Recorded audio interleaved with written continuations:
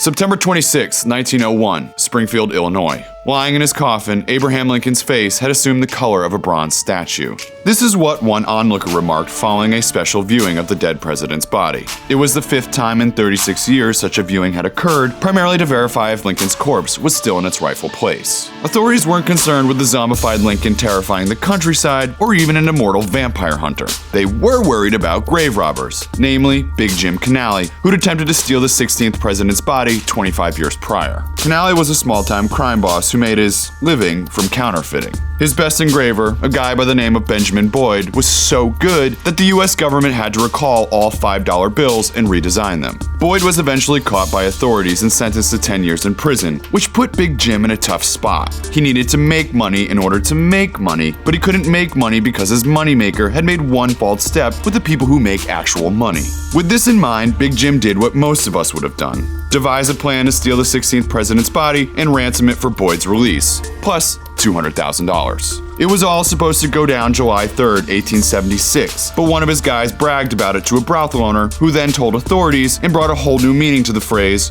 "loose lips sink ships." As a result, Big Jim decided to push the caper back to election night, November 7th, 1876. He chose 3 guys for the task, including, unbeknownst to him, a Secret Service informant. The 3 grave robbers got as far as removing Lincoln's coffin from its sarcophagus before the informant signaled authorities. Unfortunately, while running onto the scene, one officer accidentally discharged his weapon, alerting the 2 other grave robbers, who then ran into the darkness. They were caught days later, and each was sentenced to a year in prison for their crimes. Big Jim, on the other hand, wasn't arrested for that, but did eventually end up serving 4 years in prison for counterfeiting. Thanks to these idiots, Lincoln's lead-lined coffin now resides in a steel casing 10 feet below ground, with tons of cement on top of it. It hasn't been disturbed since 1901.